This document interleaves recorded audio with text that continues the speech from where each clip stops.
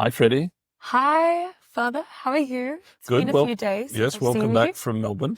Yeah, happy to be here.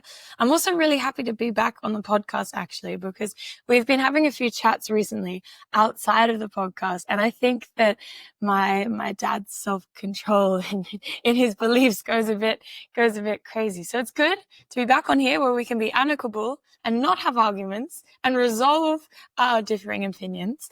That's what I'm hopeful for, at least, that we can continue doing this. No, absolutely. Yeah, That'd be great. good. And thank you for the feedback we've had from our listeners. Really appreciate it. We've got a number of topics we want to go through today. First of all, we want to talk about Syria.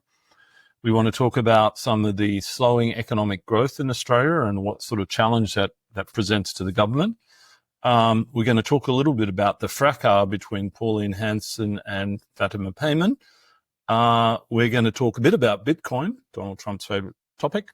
And finally, we happened to go lucky enough to go to the Wharf Review recently, which is a political satire and comedy. And we'll talk about that later. Yeah, great. Sounds good. I actually have one quick question before we begin talking. What does fracas actually mean? Because I've never heard that before in my life. Like, I don't know if that's just something fracas is like a fight, a screaming fight. Screaming fight. My impression is a sort of a noisy fight. Please, listeners, go look that up and see how incorrect he is. That would really entertain me. But okay, let's get into Syria. So obviously a lot has happened in the past week. God, don't even know where to start. Well, I think it's huge, really, because Assad, as you know, is sort of the evil dictator and has been in charge of Syria for so long with the support of Russia and Iran.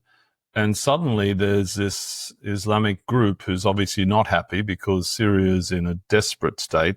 Like 90% of people live in poverty and there's just destruction everywhere. And so they took over Aleppo and they're marching on Damascus. Yeah. And they also secured the city of Homs, I believe, in the past few days. But I mean, definitely a lot is happening there. It must be, even though to some people this is surely a positive thing, it must be terrifying though to be going into another phase of such like what has been a brutal conflict, right? To have another whole phase of that beginning.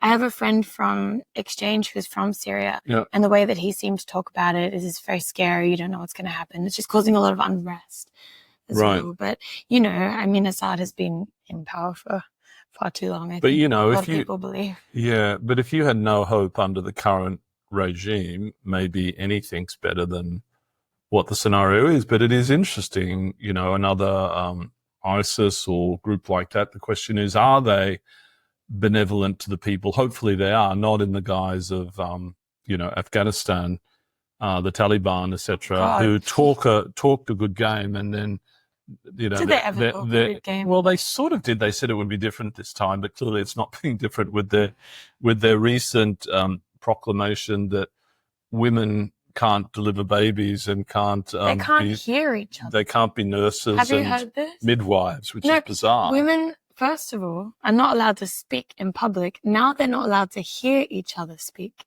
even if they're in private. The simple act of hearing another woman speak is considered like. But how do they stop? They stop hearing? They close their ears or something? No, because women are not allowed to be by themselves at any time. They always have to have a man there with them. So I think it goes that if a woman hears another woman speak and takes it in and is around another woman, even, they'll be punished by their husband or by the Taliban, which is terrifying. How are you supposed to stop yourself from hearing? I mean, that's bizarre. I'm big ears. I listen to everything everyone says. I sit at restaurants and try and overhear the people at the next table.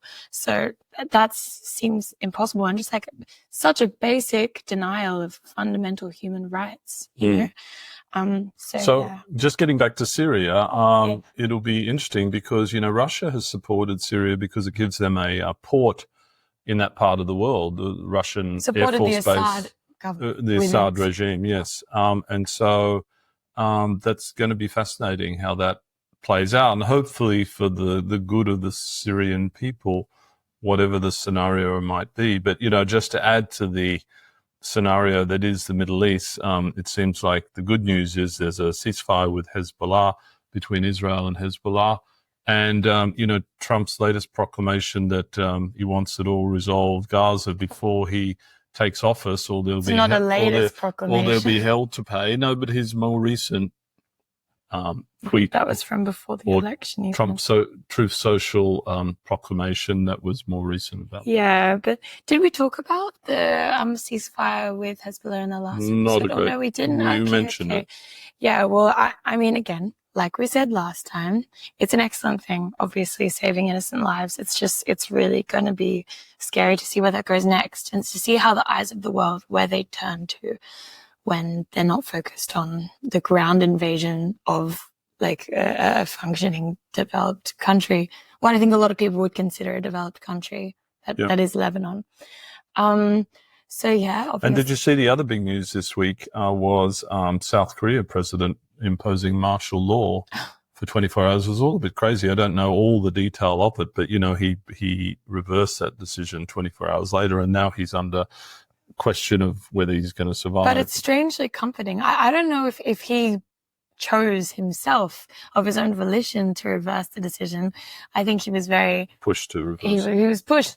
I mean, it's comforting to see where democratic processes actually work, and where the checks and balances act as a way to stop authoritarianism. I mean, as soon as he did this, the rest of his government just said, no, who do you think you are? You can't go around instigating martial law. There's no reason for that at this time being. And now he's going to be out, and, hopefully South Korea will continue with its goings on. But it was a weird little thing to happen in the middle of the week. He's good at karaoke at the G20 meeting. Really? He sang a karaoke song. Of course, you know that. Do you know what song it was? Was it K-pop? I forget. Surely it was Pink or something. Anyway, so that's interesting. So watch this space in terms of Syria and what's going on in the world in that regard. And I suppose the other political thing that just happened in France was the Michel Barnier, the Prime Minister, fell. No confidence vote from the left and the right.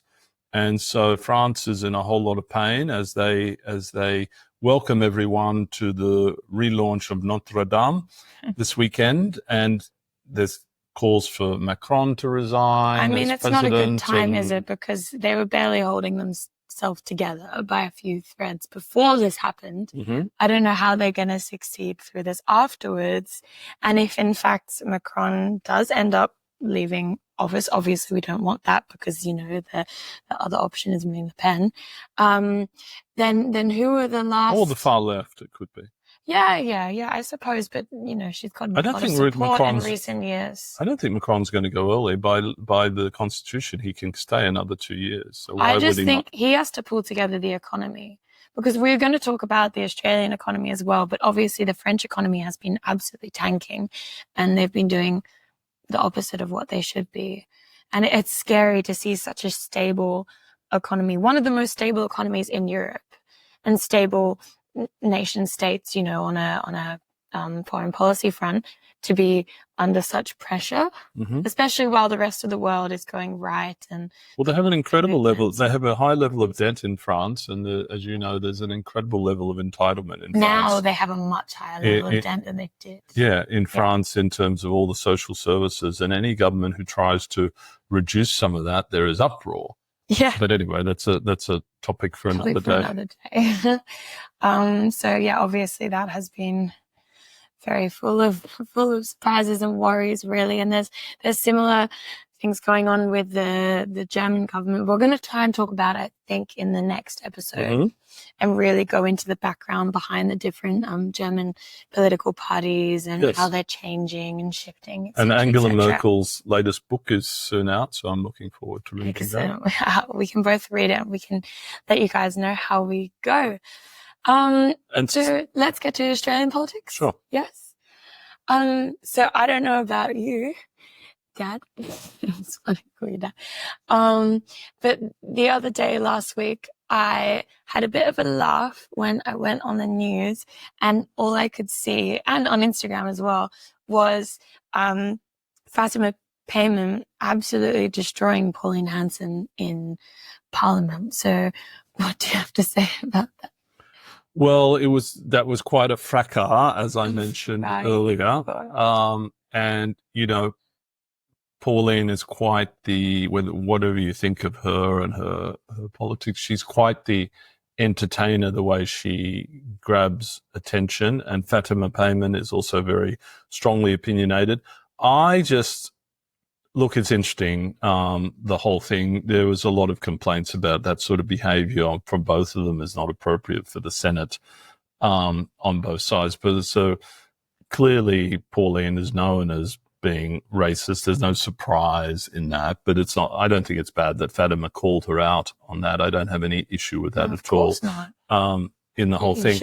The thing it annoys me a little bit about Fatima is she got voted in as a Labor senator.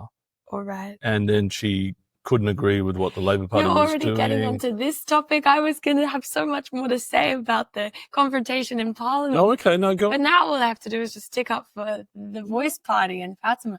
But, okay, no, just what I have to say is, because I think we should go into the real details of what exactly happened, is the fact that Fatima just made a statement saying that Pauline had said something racist. And the fact that Pauline was so defensive about it when she was found out, the irony of it, a court like a week before this happened to have said racist comments. She was found guilty of that. And then she herself did not acknowledge that, simply said Fatima was being, it said she was questioning her right to being in Parliament, which is almost sounds like you're about to do when we're getting into the Labour Party. But she was questioning her right to Parliament when it comes to her citizenship. No, that's crazy. Which is insane because of what's been happening in Afghanistan. How could she possibly revoke her citizenship at this time? That's a very difficult situation. It's not her fault. She's doing everything she can to do it. And Pauline Hanson is completely ignorant of all of that. The interesting thing is I liken Pauline Hanson a little bit to Trump in some ways. The standards people have for Pauline are lower than they have for other people. They give her a pass because she actually is quite funny sometimes, right? In an insane way. Yes, I agree. She's like a populist leader. Yes, they give her a pass, right? And she can be more racist than other people and people will accept it. In that way. So it's really interesting. And it will be fascinating when the election is called because Fatima will be running as an independent. Not as an independent. Fatima started her own party. Oh, okay. Well, an independent party. Technically. But just her or there's other senators? I think at the moment it's like just the Jackie Lambie party. Yeah, okay, all right. We're going to compare those two. Well, yeah, she's very successful, Jackie Lambie. Yeah, no, I know she is, as we saw in the Wolf Review the other day. No, she started a Voice Party. I mean, obviously there's no one else has joined it yet because doesn't that have to happen through the next election? Well, she'd need to get candidates ready. Exactly. And like you said, we were talking about this a bit earlier. My dad said, well, is it fair that she got elected as a Labour candidate and then she decided to leave the party and start her own party? Is that fair to democracy itself and the democratic process? It's possible. The fact is the next election will determine it. I actually think she might really struggle to retain her Senate position, right? Not being under the wing of the Labor Party. That's the likely scenario. Yeah, I don't know about that. I think that she's got a lot of strong... Because she's from Western Australia, right? The Western Australian Senate. Sure. And so anyway, that's interesting. So we wanted to talk about the economic situation in Australia because that was new news that the economy has slowed dramatically. And it's a big worry for the government, the Labor Party, because, the election will be called at some point over coming months. And we're going to have that phrase repeating in our heads. Is your life better? Was your life better 3 years ago or whatever? Or is it 4 years ago? Or is it better now? We're going to have that phrase being repeated to us. And as the economy gets worse and as living standards get worse for the everyday person, that in itself is only going to get worse too. The approval ratings of the government. It's fascinating because, the government has done a great job on some things, like the whole relation with China and trade and the Pacific Islands and, doing better work on climate change, et cetera, and a number of social reforms, all of which are good. But it just seems like Albo is just drifting at the moment. There was an article the other day that talked about Jim Chalmers should be ready to take over as Prime Minister. Even if Albo should win, he should step aside. And it's interesting. I just feel like he doesn't quite have the energy he had before. And the challenge economically is we're only growing as economy because of the high levels of immigration that we've had. And that's all being cut because both Labor and the coalition want to cut it. And then we've had these surpluses, and they're going to also go away based on all things because commodities won't be of the same value, and we're going to have big deficits going forward, which is probably why the government will call election before delivering another budget for the people. Can I say, though, with saying that Albanese seems like he has a little bit less energy in him than he did before, we were watching him a few nights ago. I've been watching him quite a bit. And the speeches that he's giving and the way he's approaching interviews has been on point. I don't think there's anything more that he could have done in the way that he was presenting himself to the public. And to me, it seems like his confidence has only grown and his assurances to the public have only grown. How do your friends react to the HEX debt being forgiven or being reduced by 20% or something? I mean, who could complain, right? Yeah. I mean, I think that there's been a lot of stuff going on with education the past few years that has just confused and downright frustrated people. I mean, obviously the different, the increased prices for arts degrees. Well, that was just stupid. That was a coalition policy. I know it was a coalition policy. So I think you just see to try and encourage people to do STEM, right? Yeah. Type of stuff. Yeah, but people aren't going to change what they want to do with their life just based off like a debt that they're going to pay back later on. I mean, everyone has debt.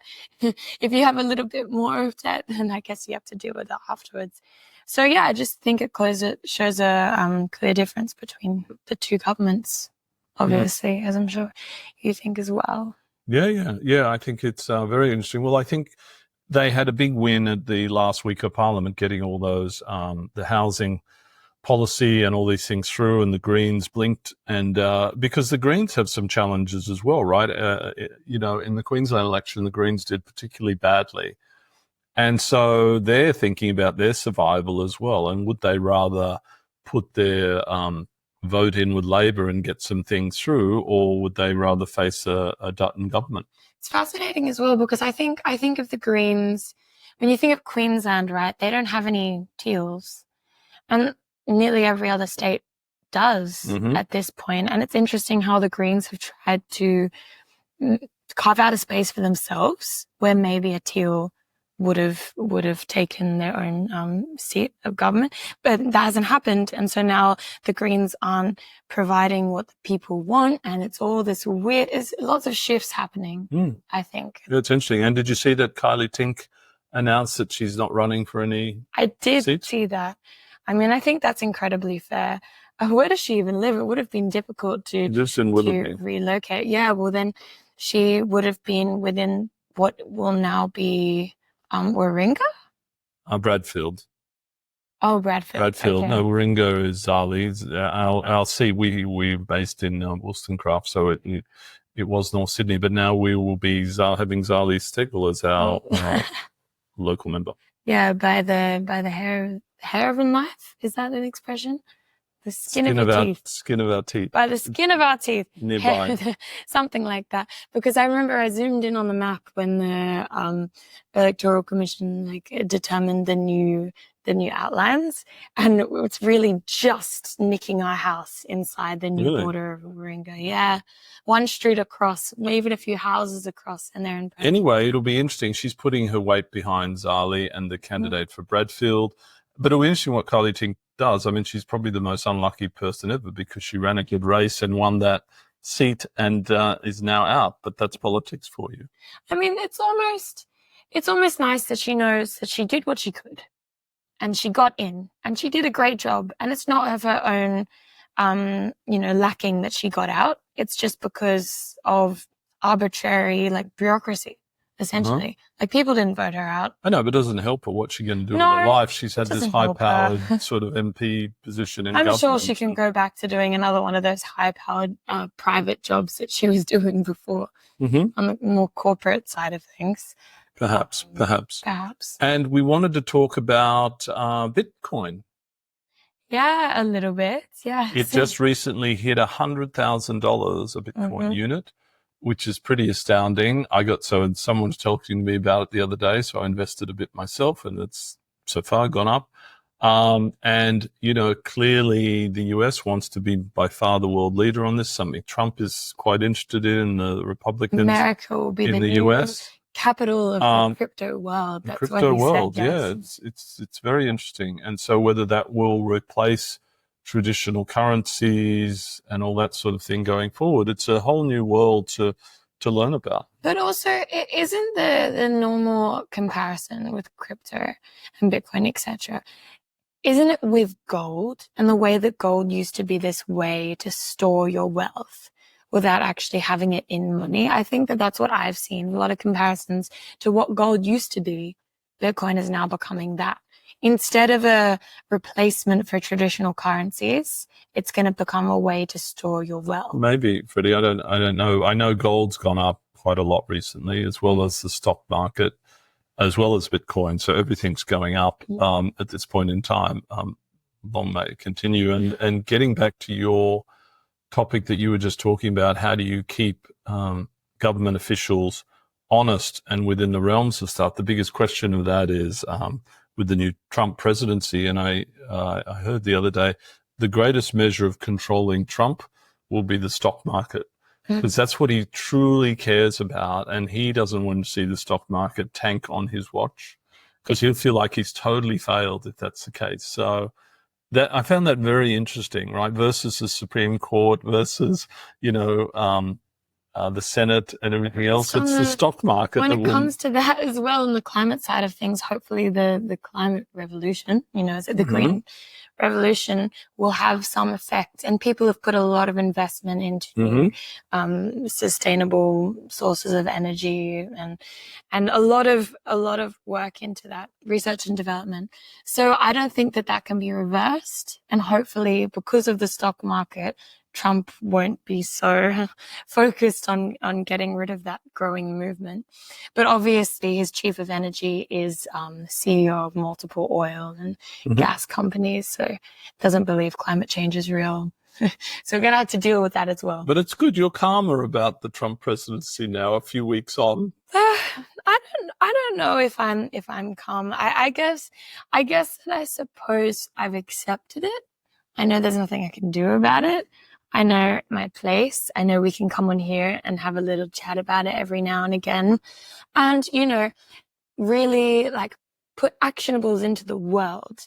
Do you know what I mean? Instead of just always talking about gender rights and talking about just equality across the board, actually making steps to achieving that and seeing how, yes, someone evil gets in power somewhere else, but we can still make a great difference where we are. So we also went to the WARF Review last week, and the WARF Review is at the end of the calendar year, those who have not seen it. And it's a funny look and a musical look at the key stories in politics for the last year. And, they've got great characters in that. And they always do a great Pauline Hanson. They do a great Paul Keating and Albo, and it was great. But did you enjoy it, Freddie? Of course I did. I mean, we're really lucky that we're able to go to this, because it's quite an amazing thing as well. And we were even talking about the impact that such a performance would have on the people who go see it, because a lot of the demographic that goes is maybe of an older generation, is more like white Australia, I guess you could say. So some of the things they talk about like fairly progressive, and they very clearly put themselves in the camp of the Labour Party and not the Liberals. So it'd be interesting to see how people react to such a performance and whether it confronts any of their pre-existing beliefs. I don't know if you think the same thing, but obviously it's hilarious and obviously it's very fun. My little sister sat beside me and squealed every time someone came out, started doing a new accent, and she loved the bit where who was dressed up as Taylor Swift? Oh, Angus Taylor. Angus Taylor was, Angus Taylor Swift. So that was rather fantastic. It's nice to have a bit of comedy and a bit of a laugh. All this stuff gets a bit depressing after a while. So it's good to see the light in it, you know, that things go on. Well, Freddie, another good chat and discussion. We'll be back this week with another podcast. And in the meantime, you keep well.